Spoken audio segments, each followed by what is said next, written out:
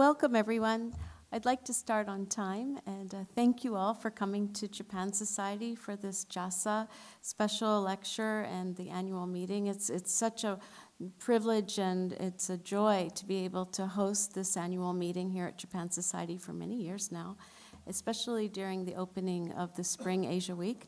It also coincides with the opening of our exhibition this week, Kotobuki, Auspicious Celebrations of Japanese Art from New York Private Collections. If you haven't had a chance to see the exhibition yet, it is open tonight for all of you who are attending today until 9 p.m.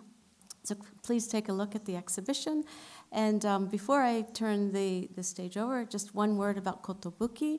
Kotobuki exhibition was guest curated by the late Dr. Miyako Murase in her 100th year. Kotobuki means joy, celebration, and longevity. And a part of that celebration is birds. Beautiful birds infuse the exhibition. Dr. Matthew McKelway will be speaking about their meaning, both imagined and realistic birds, and we might be thinking about Dr. Miyako Murase and the longevity of the crane of 1,000 years, and the small sparrow of the Oribe ware incense container that she has shared with all of us at the entrance of the exhibition. And one last point is a Japan Society. We have a silent auction that ends very soon of Tsukimoto Hiroshi photograph that I would like to announce for those of you who may be interested in voting on that or bidding on that. Thank you very much. I hope you enjoy the lecture tonight.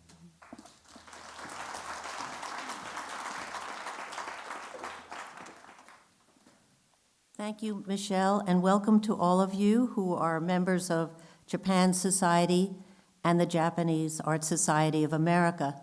Many of you are joining us by Zoom for this program, and we're delighted that people are here from all over the country and beyond. This evening, we are welcoming you for JASA's annual lecture and members meeting at Japan Society in New York. First, we would like to thank Japan Society for honoring Professor Miyako Murase, truly one of the most important leaders in the field of Japanese art study, who trained several generations of specialists in the field. Her work also with museums and collectors, especially Mary Griggs Burke and the Mary and Jackson Burke Collection, with exhibitions and initiatives continue to inspire today. Professor Murase, as you all know, taught Japanese art history at Columbia University from 1962 until her retirement in 1996.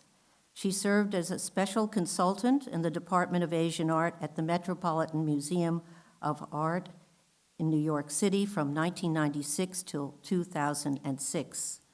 Among her numerous publications are a series of catalogs of the Mary and Jackson Burke collection, as well as exhibition catalogs for Japan Society.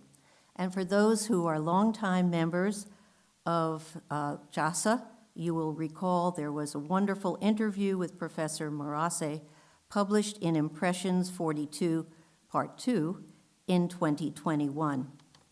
In celebration of Asia Week New York 2025, the Japanese Art Society of America is pleased to introduce Matthew McKelway, the Takeo and Itsuko Atsumi Professor of Japanese Art History in the Department of Art History and Archeology at Columbia University, for this 2025 annual meeting. His special lecture tonight will highlight works included in the exhibition, and including there are 14 collections represented in the show, but he will focus more specifically.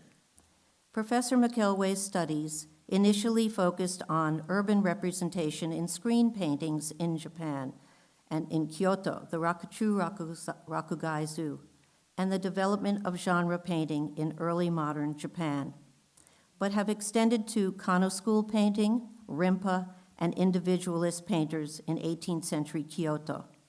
He has not only published significantly in the field, but has organized several important exhibitions, including row sets Ferocious Brush at the Rietberg Museum in 2018 with Kan Trin.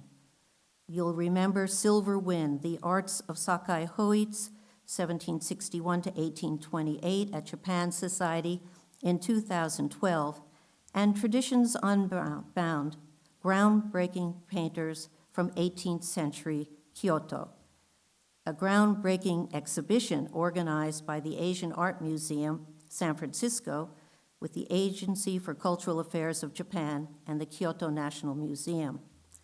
He's been a visiting professor at Free University of Berlin, University of Heidelberg, Seijo University, and the Université Paris and the Sorbonne. In 2017, he was awarded the Lenfest Distinguished Faculty Award. Please join all of us to welcome Professor McKelway this afternoon for his lecture, Birds, Diplomacy, Painting in the 16th Century Japan, which will include works featured in the exhibition upstairs. Welcome, Matthew.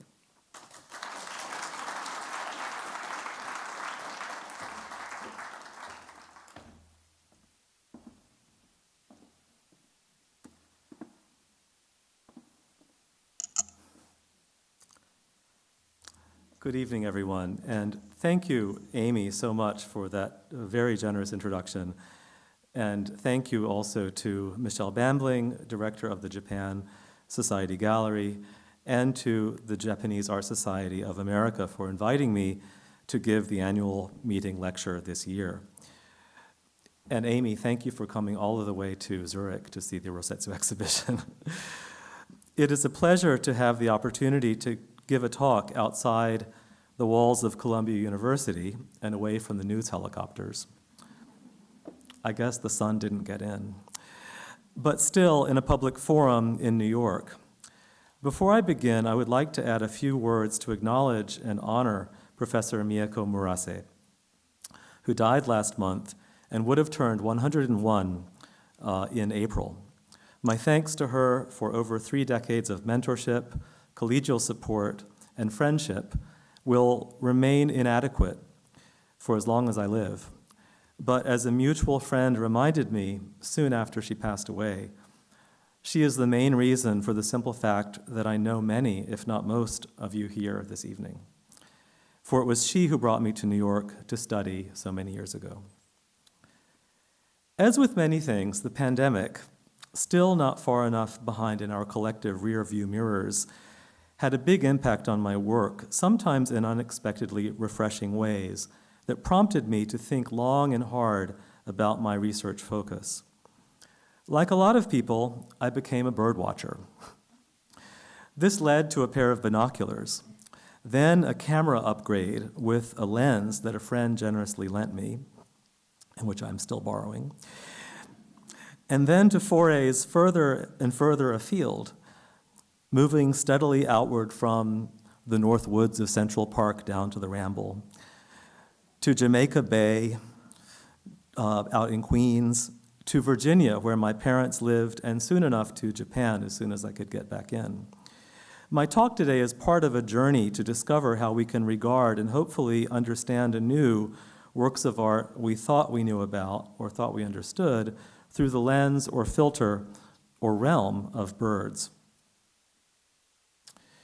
The works Professor Murase chose, along with her indefatigable team of Michelle Bambling and Stephanie Wada, for this Kotobuki exhibition, include several that are avian-themed, including this screen painting, Flowers and Birds of Spring and Summer, attributed to Hasegawa Tōhaku, a work that was featured prominently in the galleries of Japan Society in 2018. It enjoys pride of place at the beginning of Kotobuki, and clearly is a work that Professor Murase loved, not least because of its pivotal position in Tōhaku's career, as he was making a transition from a painter mainly of Buddhist icons, which I think she described as undistinguished in the catalog, somewhat undistinguished actually, and smaller scale works to the expansive compositions on folding screens and panels for which he is so celebrated. In my lecture this afternoon, I seek to consider this work within the broader context of bird and flower painting in late medieval Japan, posing the very basic question of why a painter approached his subject in a particular way.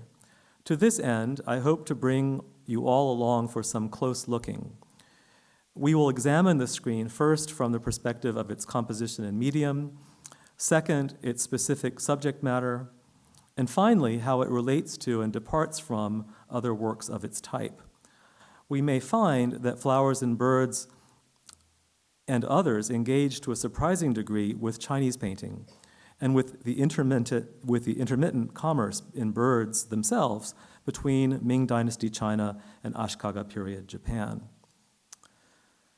Flowers and Birds presents an old pine festooned with blooming wisteria vines, behind which a waterfall plunges vertically to a series of 4 smaller cascades of white water crashing through jagged rocks and flowing into a deep azure stream. Anchoring the composition on the left side, the pine and waterfall are counterbalanced with an equally venerable crabapple tree in the first 2 panels on the right. Interspersed among these primary arboreal motifs are dandelions, violets, fringed iris, and blossoming quince at right, and a deep red azalea and yamabuki at left, along with 7 birds. A Dorian redstart perches on the crabapple above 2 buntings on the ground. A woodpecker clings to the pine trunk in the first panel. A gray wagtail dives across a gold cloud above it, and 2 long-tailed birds called paradise flycatchers perch near the apex of the pine tree. And here are some photos of the real birds. Okay. A curtain of gold clouds forms a background to most of the screen, simultaneously silhouetting and covering parts of the trees and blocking our view of everything beyond the middle ground except for the crest of the waterfall. The flat sheathing the gold clouds impose and their scalloped edges, echoed in the rounded clumps of pine needles, establish a visual tension between patterned surfaces and naturally described forms. Tōhaku's accented ink contours, textured rocks, and curly wave crests similarly contrast with seemingly arbitrarily moving forms of precisely rendered leaves, vines, flowers, and birds. These tensions between nature and artifice are not unique to this screen painting or any work of art for that matter, but Tōhaku orchestrates them in ways that leave an indelibly strong impression of a momentary glimpse deep in the hills beyond a human gaze. Key to approaching this picture is its precise seasonal moment. The floral and avian motifs put us in middle to late spring. All of the flowers and most of the birds are emblematic of that season according to the rules of classical Japanese poetry, particularly linked verse, or renga, which was all the rage in Tōhaku's time. The waterfall's heavy flows underscore the association when mountain snowmelt feeds rushing streams. Cherry blossoms are noticeably missing, but perhaps they were the main motif anchoring the right side of a now lost accompanying right screen, as these works were almost invariably created as pairs. Such a choice, I hope to show, only further underscores the many differences this screen displays from other contemporaneous paintings. To do that, we have to conduct some comparisons and analyses. First, we should secure the screen's position as something actually by Hasegawa Tōhaku. Second, we will situate it in the painting genre of kinbyobu, or gilded bird and flower screens. Third, we can realize its position in the longue durée of birds and flowers in East Asia. And fourth, based on these, we may discover the originality of Tōhaku's vision in 16th century or late medieval Japan. Purported once to have belonged to a temple in Shiga Prefecture near Kyoto, Flowers and Birds was recognized early by the art historian Takeda Tsuneo as a Hasegawa school work from the Momoyama period. 20 years later, Takeda's former student, Yamamoto Hideo, featured the screen in his retrospective exhibition of Hasegawa Tōhaku in 2010 at the Kyoto National Museum, and demonstrated through close stylistic analysis that it was painted by the master himself, around 1582. Yamamoto built his attribution on comparisons to other early works by Tōhaku, such as this single screen, Birds and Flowers of the Four Seasons, impressed with two of Tōhaku's seals in the temple Myokakuji in Okayama Prefecture. See, for instance, how the bending form of the crabapple tree aligns with that of the plum tree. Or see how the pine tree, from its rounded clumps of needles, twisted, lumpy trunk, and gnarly intertwined wisteria, closely resembles the pine and wisteria in another screen by Tōhaku, which was also exhibited here at Japan Society, Pasturing Horses, from the Tokyo National Museum. These pictures appeared together in the Japan Society Gallery's 2018 exhibition, and I agree with Yamamoto's attribution, so I will now turn to the next topic. By the time Tōhaku produced Flowers and Birds, there already existed a long tradition of screen paintings of birds and flowers executed in brilliant mineral pigments and gold leaf.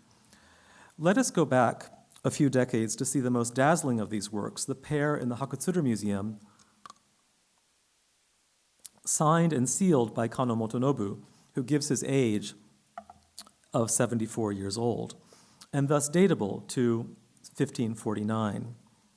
Over the 12 panels of a pair of six-fold screens, Motonobu spreads an array of nearly 60 birds of 30 different species and an equally varied abundance of colorful flowers and plants, blooming profusely in a gleaming setting of green and gray rocks and gold banks, through which a brook meanders and around and above which gold clouds float in suspended animation.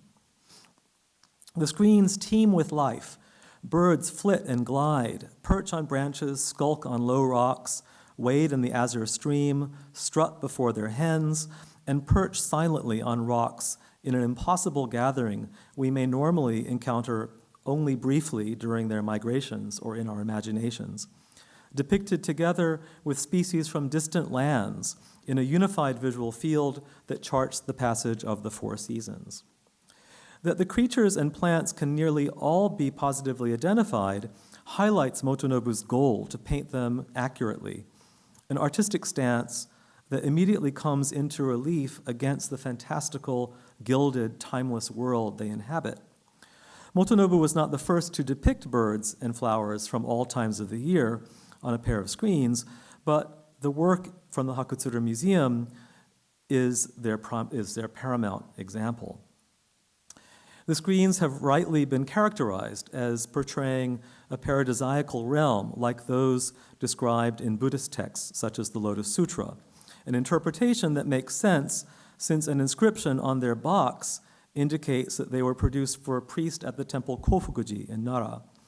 Produced close to the end of the artist's long life and destined for an ancient monastery, Motonobu's screens mark an achievement, a signal achievement in his long career, when he busily led the most prestigious painting atelier of the land in projects for various clients, including the imperial court in 1546, the Ashikaga shogunate in 1550, and via the daimyo or warlord Ouchi Yoshitaka, even the emperor of China.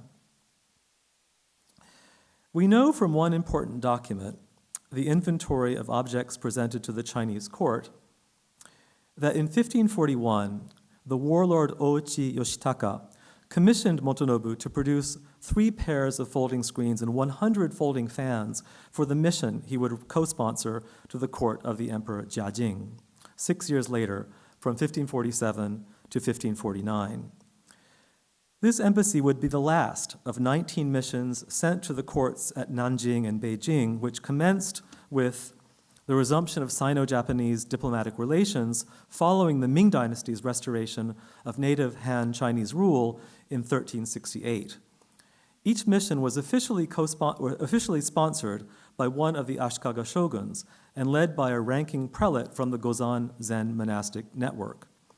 After the Onin Civil War irreversibly weakened the Ashikaga and their rule, regional warlords, daimyo, such as the Hosokawa and the Ouchi, bore the mission's costs and supplied their own ships. We should pause for a moment to contemplate the numbers.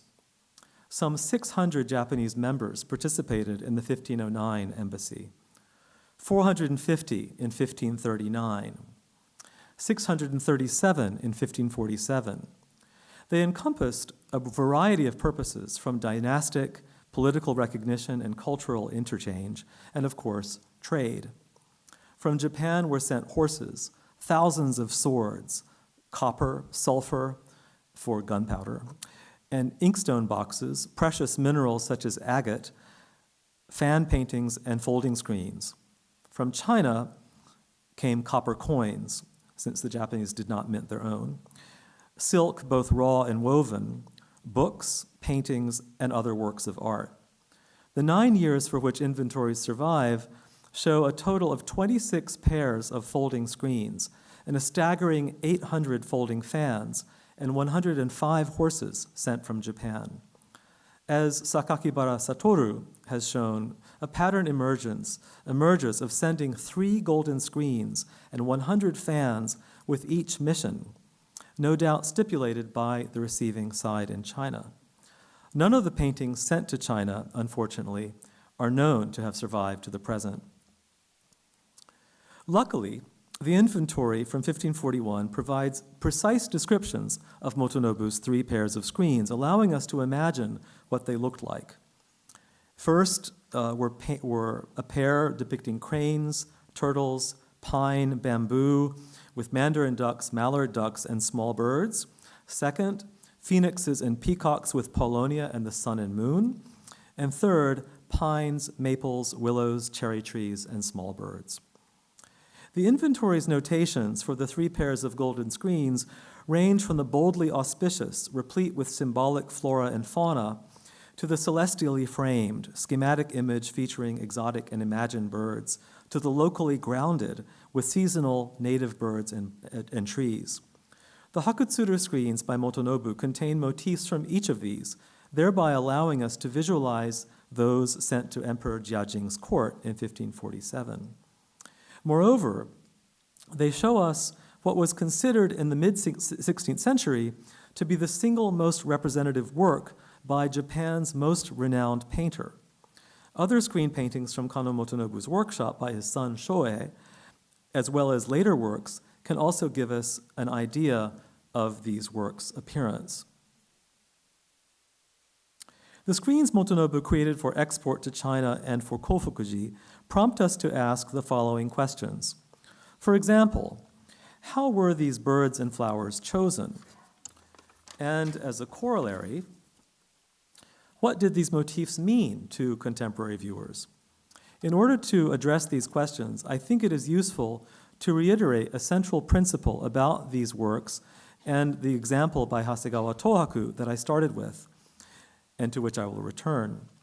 They are all imbued with a series of tensions or contrasts between exotic and local, classical and non-classical, real and fantastic, and are resolved with a natural world that is utterly impossible and yet no less enchanting.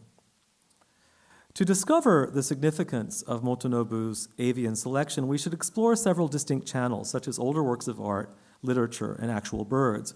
But in the interest of time, I will limit us to artworks and actual birds. Other works of art will show us the kinds of precedents a painter had at his disposal, which could be reimagined in gilded screens. Historical records will tell us still more about the value accorded to exotic birds and other creatures in Japan. Considered together, I hope these background elements to Motonobu's work will help us see them from a fresh perspective and ultimately discover the difference and strangeness of Tōhaku's painting. So let's start with the golden pheasant, a bird not native to Japan, but which commands Motonobu's left screen.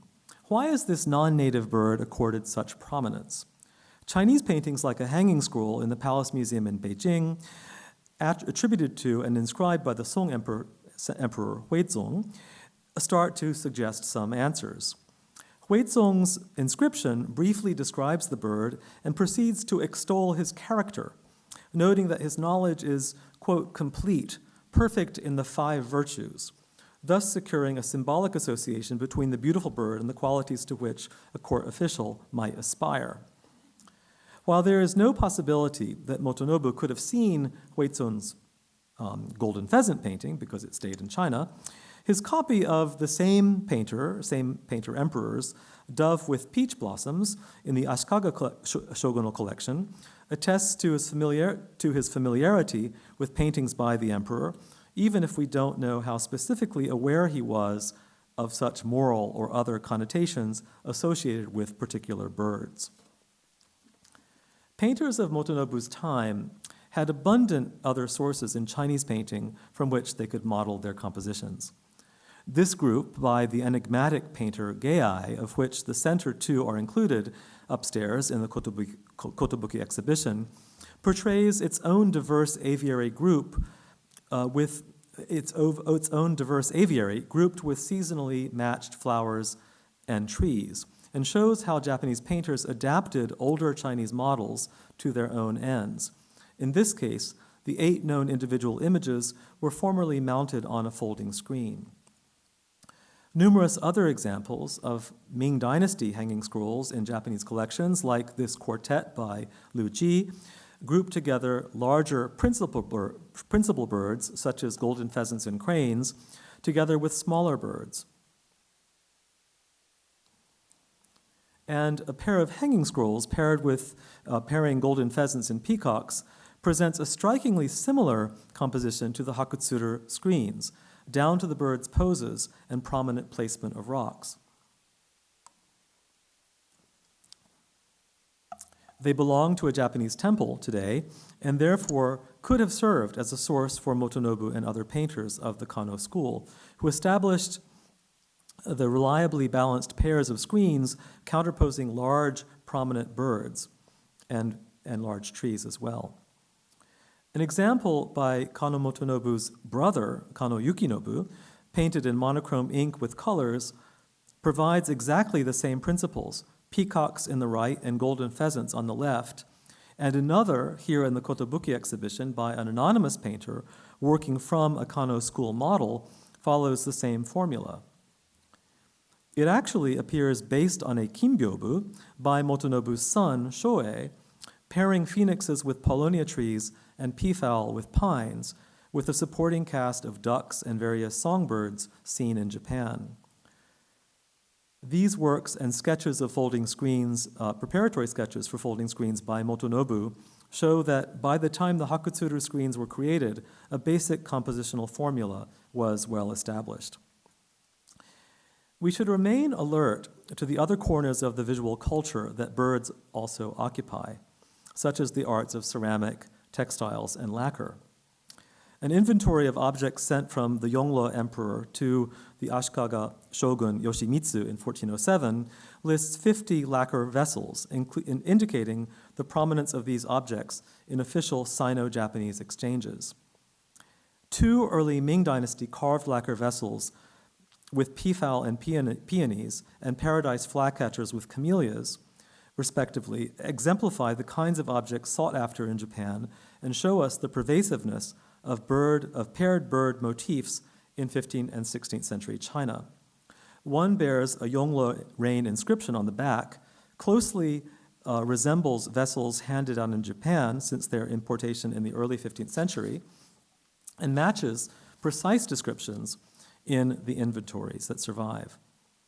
We can expect that paired birds with flowers on such vessels carried specific auspicious associations and meanings. Peacocks, for instance, are associated with their own set of 9 virtues, which in combination signify nobility, and peonies with abundance and wealth. Long-tailed birds, in this case probably paradise flycatchers, or shoudai niao in Chinese, symbolize longevity due to the homophony between the character shou and shou, which means longevity or good wishes, and is pronounced in Japanese, kotobuki, the title of the current exhibition. In combination, shoudai is also homophonous with a phrase meaning generations of good wishes in Chinese. Ming imperial portraits encase their subjects in saffron robes, bejeweled thrones, carpets, and screens dominated by dragons, but on their sleeves appear golden pheasants, embodiments again of the 5 virtues. These portraits and others lead us next to textiles, another realm of material culture replete with auspicious coated birds. Less ornate portraits of two civil officials, both in American museums, show them clad in red robes emblazoned with red badges, or buzi, also called mandarin squares, featuring paired phoenixes and paradise flycatchers. Clothing regulations established during the early Ming Dynasty required civil and military officials to wear these square badges to signify their relative ranks. Birds were used by civil officials and animals by military officials. The 9 ranks for the former ranged during the Ming Dynasty from cranes and golden pheasants at the top, followed by silver pheasants, mandarin ducks in the middle, down to orioles and paradise flycatchers at the bottom. Accordingly, we can judge the sitter in the Freer portrait at right with his phoenix badge to rank higher than the official in the Harvard portrait, whose badge features paradise flycatchers. Whether these badges and bird ranks meant anything to late medieval Japanese is an open question, but I think the selection and ranking in Ming China may have had an impact, if indirect, on the frequent appearance of golden pheasants, cranes, phoenixes, and others in Japanese paintings, especially golden screens sent as diplomatic gifts. Why not imagine the appeal of gilded Japanese screens showcasing sartorially encoded avian subjects for recipients at the Chinese court?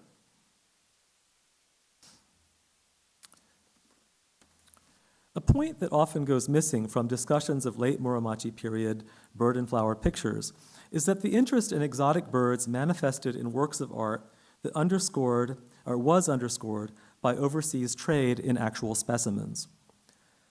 As early as the 6th century of reign of Emperor Suiko, the Nihon Shoki mentions the importation from China and Korea of exotic birds such as peacocks and parrots, with other records noting them intermittently through the 11th century and thereafter.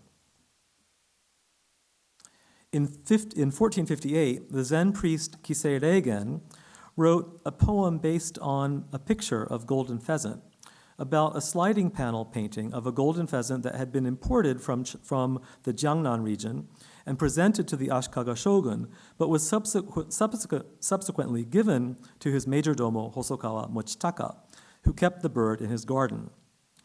According to Kisei's poem, Mochitaka had the bird painted on fusuma of his mansion, and Kisei's poem plays on the idea of seeing the actual bird in the garden and also the bird on the wall of his house, like an actual pair. How charming. Details of a pair of screens depicting Kyoto also give us miniature but vivid glimpses of daimyo gardens filled with ornamental stones, manicured trees, flowing streams, mandarin ducks, a favored motif in the paintings and decorative arts. The courtier Hirohashi Kanenobu reports in his own diary that the Emperor Go-Kameyama borrowed a peacock from the shogun Ashikaga Yoshimochi for a few days in 1422, and Eishun, another abbot of Kofukuji, records in his own diary, the Tamoin Nikki, a golden pheasant in 1550. The frequency with which peacocks, golden pheasants, and other birds were brought to Japan accelerates after European contact in the late 16th century provided regular passage for them, and it only increases into the Edo period. We can gather from all of these appearances that exotic birds were long sought after by the elite, were a continuing, if inconstant, presence in Japan, and in paintings like the screens we've been looking at, may not have been thought of as so exotic after all. But foreign birds are only part of the picture. It's probably lost on no one here by now that Tōhaku screen has only passerines, or perching birds, devoid of the colorful protagonists of the other works we've been looking at. Their number is notably fewer than in the other screen paintings, which present a visual catalog of residents and seasonal migrants along with the exotica that preside over them. Why the discrepancy? Well, an answer to this may lie in another kind of source, a remarkable scroll of sketches by Motonobu and the other Kano painters between 1540 and 1576 of birds and a few animals, one of very few preparatory images to survive from medieval Japanese painters. The illustrations are inscribed with the names of the birds and instructions about what kinds of paint to apply, implying that this was a painting manual. That several birds from the scroll show up in the Hakutsuru screens, sometimes with their species changed but in the same pose, affirms the scroll's purpose as a device for training painters. The scroll of bird sketches grounds the screens in the practice of painting, which demanded an understanding of the bird's feather patterns, colors, and anatomy to portray them accurately. While there is some evidence that Tōhaku may have had contact with the Kano workshops, it's unclear whether he had access to that manual or others like it, because we don't know the specifics of his training in painting after arriving in Kyoto around 1571. In his later signatures and in his notes on painting, he claims lineal descent from the great medieval painter Sesshu, but the clearest evidence for his background that emerges from his pictures points to his exposure and interest in Chinese pictures, as we can see in his direct quotation from a work by the Southern Song Dynasty painter monk Mu Qi, his expansion of the bamboo grove to a series of panels, and his command of ink wash to convey mist. In his birds and flowers, or his flowers and birds, the use of clouds and gold leaf to eliminate most of the middle ground, resulting in spatial compression, aligns with trends in Kano generations following Motonobu, such as this screen we've already glanced at by his son Shoei, who still differentiates gilded passages with varying contours and raised surfaces. But in his specific approach to motifs, Tōhaku displays less restraint than Shoei's neatly contained forms. The debts to his immediate predecessors lean more to use of materials in compositional arrangement. Something else that strikes me about Flowers and Birds is its wildness. Compared to the deliberate rhythmical pacing of the birds and flowers in the Kano screens, Tōhaku's, while displaying the standard corner-anchored composition, leaves large areas unpainted or simply gilded. Clouds emerge from golden surfaces, articulated only by the grid of square leaves, conjuring volume out of flatness, vapor from airlessness. The pine and crabapple tree are unmanicured compared to the bonsai-like perfection of Motonobu's trees, where nearly every branch is complete, sprouting blossoms, needles, and leaves, all neatly contained within the screen's frame. Instead of sculptured taihu rocks, Tōhaku carves jagged-edged forms broken by ice and water. Perhaps more than any other motif, the wisteria vines, which reach outward in seemingly random directions and entwine themselves on contact, capture an impression of nature untamed. Even the pair of paradise flycatchers, a bird we might now expect to carry more symbolic weight, perches and sings on the pine tree as if just having completed their long migration from Southeast Asia. That the painter somehow creates something so distinct is all the more impressive when we realize that he's using the same palette of materials, motifs, and spatial structure. To drive the point home, consider other bird and flower screens produced by Motonobu's followers even closer to Tōhaku's time in the last decades of the 16th century. These screens in the Metropolitan Museum and another in the Osaka Municipal Museum by Kano painters variously foreground auspicious cranes and peafowl in close-up settings with a waterfall and gently flowing streams by trees, but add to the expected taihu rocks and other motifs brushwood fences, or shibagaki, that emphasize the domesticity. And we see the same in the pair in Osaka, highlighted. Absent human figures, these motifs add a human-made intervention to these environments, stressing what might be called the gardenness of their settings. Before I close, it may come as a surprise that none of the 5 birds in Tōhaku's Flowers and Birds shows up among the species that appear in either the Manyoshu and other classical Japanese poetry anthologies, or in the earliest of manuals for linked verse, or renga. Nowhere in Tōhaku's screen do we encounter the standard bush warblers, swallows, cuckoos, ducks, plovers, or crows, though its lost right half may have included some of them. Instead, he presents something else, an avian expansion that draws from imported paintings and other artworks and recasts them in what I consider a wilder space than what we see in other works from his time. With this recasting and reframing, Tōhaku seems to push the expectations of what painting should accomplish towards something other than symbolically laden feats of artifice, perhaps instead to something in closer dialogue with nature itself. This tendency anticipates his only other extant large-scale pictures of flowers and trees, the stunning series of panels he painted in 1591 for Shōunji, the funerary temple for Toyotomi Hideyoshi's infant son. In his evocation of a massive maple tree beginning to turn, he crowds the tree with a profusion of blossoming bush clover and coxcombs, completely alien to Kano school productions. Flowers and Birds is only one of two folding screen paintings by Hasegawa Tōhaku in the US, the other being the Tiger and Dragon in the Museum of Fine Arts in Boston. While this fact, along with its singularity and pivotal position in the painter's career, have brought it attention in the decades since it was first published, I hope that my comments tonight have highlighted its place and particularities within Japanese and East Asian bird and flower paintings of its general type. It builds on the traditions of gilded screens with auspicious avian and floral motifs, and draws on imagery available in pictures imported from China.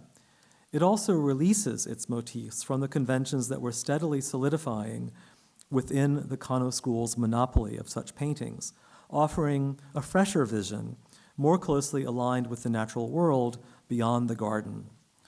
By allowing his wisteria vines to move about freely around its solid pine and among the active group of birds, perhaps Tōhaku is drawing our attention to that flower's own meanings and symbolism, but that will have to wait for another occasion.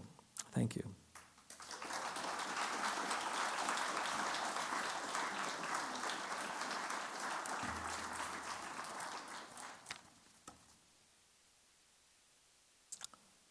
I'm very happy to take questions if there are any. How are we for time? I guess it's, let's see, 5:42 p.m., so I think we're on time.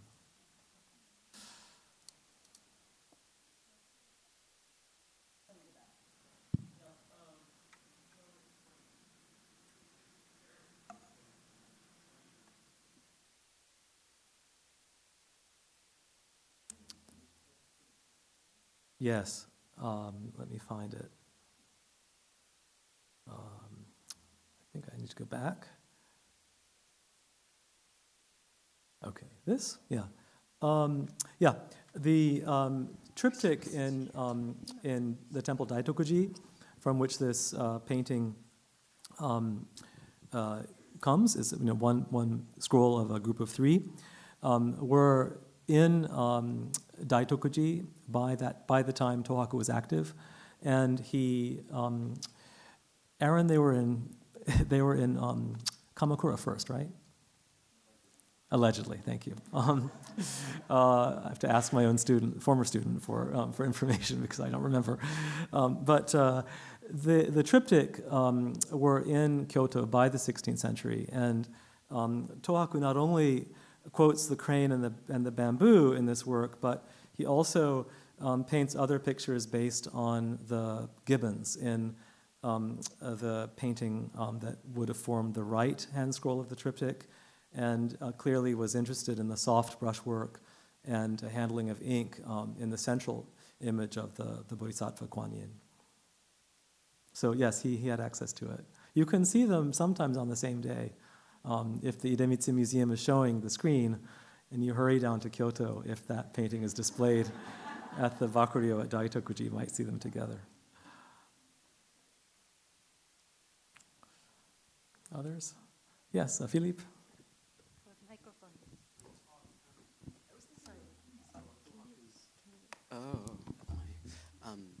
Thank you for this great talk. I was reminded of Hasegawa Tōhaku's wild horse paintings, but also you showed the Chishakuin screens, right, where there's the combination of a maple tree with coxcombs, which were deemed to be too rustic, right? They were a very rustic flower. They couldn't be used for ikebana, and then they were integrated by painters such as Hasegawa Tōhaku. So to me, what it seems is that Hasegawa Tōhaku is making a claim for a different kind of ideal of nature, one that is not tended, but rustic, wild, still within the space of, Japanese poetry, but one that tends more towards the, hermits and poets like Saigyo or even, Basho later. But what do we make for this kind of turn or shift towards a untended nature, as it were? Thank you. Thank you for the question. This is essentially what I'm trying to get to at the end, and I think that, but we don't really have that much to work from. I guess you could take of course, his most famous work, the Pine Grove or Pine Trees, Pines in Mist, in the Tokyo National Museum, a replica of which was shown here in the Japan Society in 2018, and see that also as, in a sense, a kind of wilding of pine trees, making them an independent painting subject in ink, without a landscape around them, without any birds or anything, maybe for the first time in Japanese painting. But why really is I would say there are two approaches to figure out why. One is to go into the Tōhaku Gasetsu, which I had in my talk but took out, his notes on painting, or his pronouncements on painting, which he conveyed to, I think, a priest of Nichiren sect temple. And in that, he relates his knowledge of primarily Chinese paintings. And for example, he describes a painting of an egret in snow as a quiet picture. It's one of the most famous quotes in that. But on the other hand, there are those, such as Kawai Masatomo in Japan, who think that Tōhaku was illiterate and that maybe someone else signed his paintings for him, or he very, very carefully delineated the characters of his own signatures. So one might argue, or one might go down that path and assert that, well, it's Tōhaku's lack of letteredness that, in a sense, frees him to look beyond the expected confines of sort of rule-bound Japanese poetization. But I've talked about this with Haruo Shirane quite a bit, and he seems to think that painters were pushing the envelope a little bit on motifs, mainly because they could borrow and mix more freely from Chinese pictures, and to a certain extent Korean ones as well, I guess, than would have been possible in waka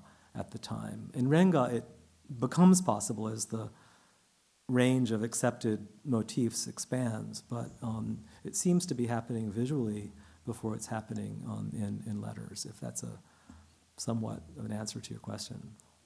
Welcome. Yes?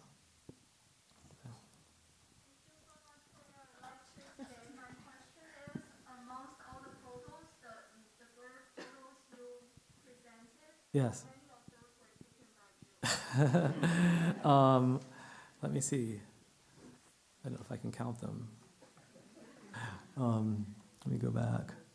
Most of these, well, let's see. Yeah, most of these I took. Yeah, at one point or another. Maybe I have another career. But the Paradise Flycatchers, I have only the blurriest of pictures, and it's from underneath. So it's the Paradise Flycatcher was not my own picture. It's all, thank you, Google, and eBird.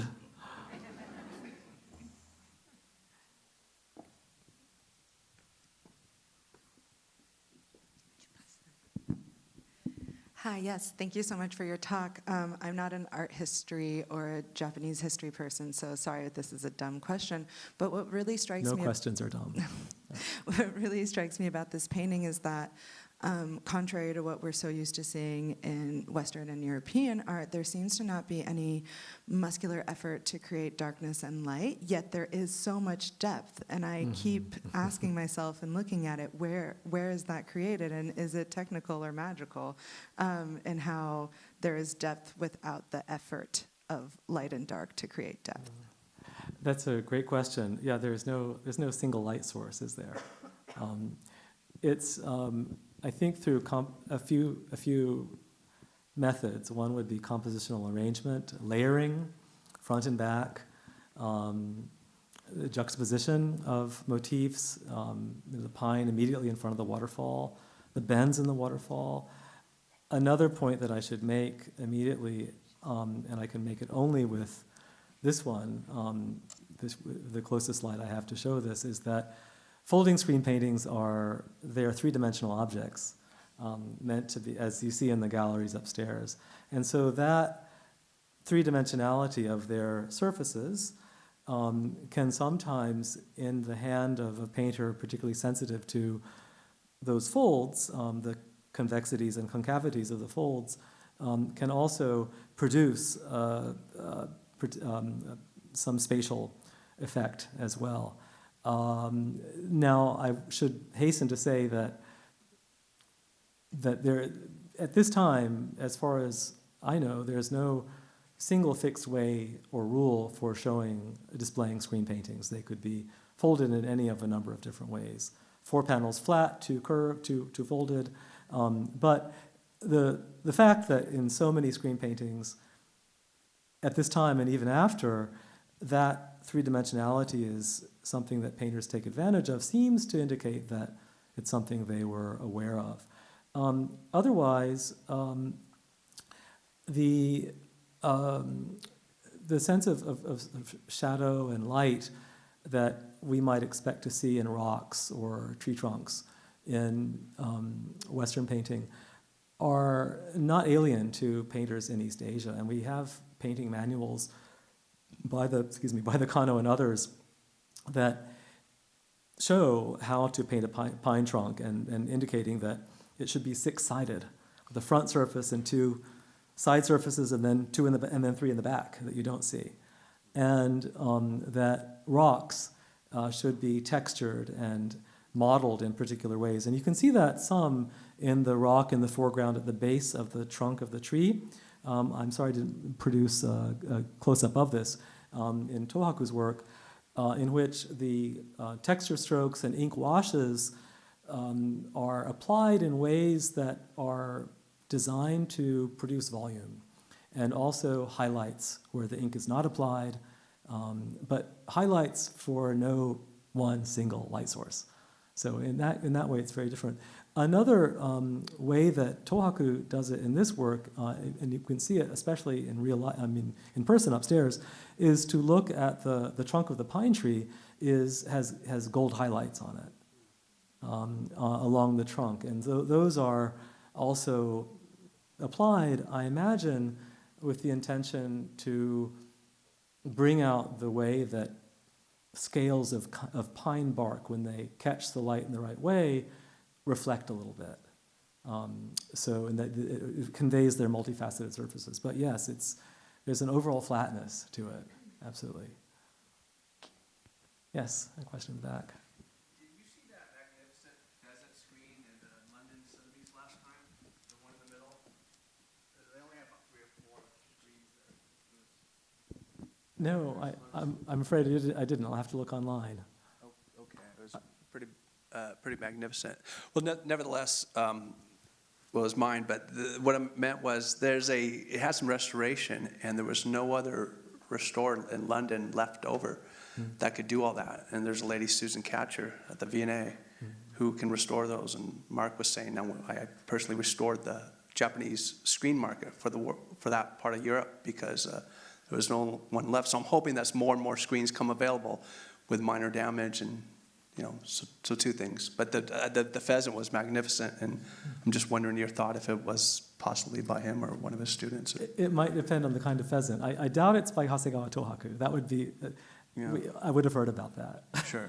I understand. Certainly, but by now, just manner of school over. But if it were of the period, certainly could belong to a similar tradition or the same tradition. It also may depend on what kind of pheasant. Sure. If it was a Japanese green pheasant, then maybe not. A ringed pheasant, perhaps, or a silver pheasant, or Lady Amherst pheasant, or there are all kinds of different sorts. But the golden pheasants and the Japanese green pheasants are the ones, and also the copper pheasant in Japan are the ones that appear most frequently.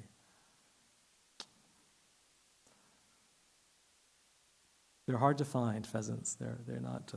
You have to find them when they're mating, then they don't care.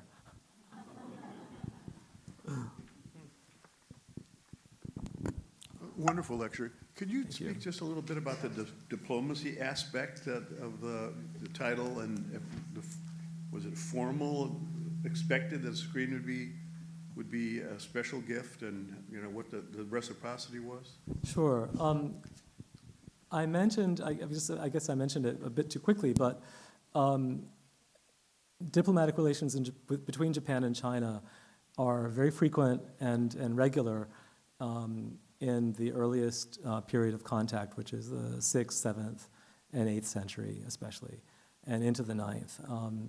When the Song dynasty falls, or actually prior to that, official embassies are ceased, I think, in the end of the 9th century.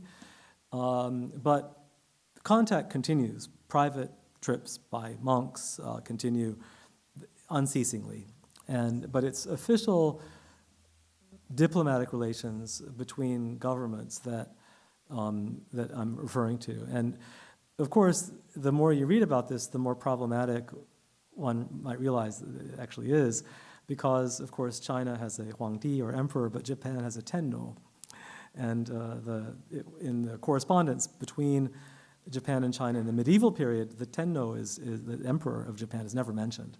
Rather, it's the Kokuo, or king of Japan, who is not really a king, but in the diplomatic correspondence is named such, and that refers to the shoguns of the Ashikaga dynasty.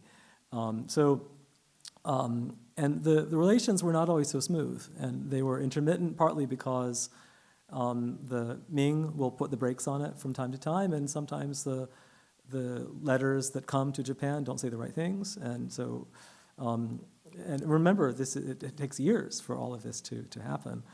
So they had to have been incredibly patient. But there are official letters and documents, not only between Japan and Ming China, but also between Japan and Chosun Dynasty Korea, to which were sent 2 pairs of screens, not 3, and I think a smaller number of folding fans. But what the records that survive in China, they carefully keep documents that have been preserved that list what was brought as tribute, essentially, is how they understood it. We have enough to indicate that with every single mission, we're sent 3 pairs of screens. Apparently not gilded every time. There were a couple monochrome ones that got slipped in, maybe in particularly economically hard times in Japan. But the 100 fans seems to have been regular, and there are also stipulations I didn't refer to, but in the 1547 mission, one of the stipulations about the folding fans is that none of them should show human figures. They should all be natural subjects. So what this indicates is that there was a regular expectation on the Chinese side. We want this, we don't want that. We want Teslas, we don't want Fords. If only we could have Chinese e-cars here, they're wonderful. So that the diplom, I would say that the works of art that are included are, you might call them a kind of soft diplomacy in a way. But they're a very important part of the mission because they represent the best that Japan could offer. The best that, in terms of the other materials such as sulfur and copper and the like, silver ingots, inkstones and that kind of thing, the kinds of things that were desired on the Chinese side. Again, I would love to know if there are any folding fans that have survived. I think maybe a couple fans have come out of Ming era tombs, but they don't show anything particularly interesting, just a sun or moon, no birds, no flowers. Thank you so very much, Dr. McKelway. This was just wonderful. It really could have gone on for another half an hour, but thank you everyone for coming. And we're going to begin our Japanese Art Society of America annual meeting right now. So for those of you who are JASA members, please stay if you like. We hope you do. And for those of you who are not JASA members who want to get on with your evening, please feel free to go ahead and leave. Maybe one or two can stay, however.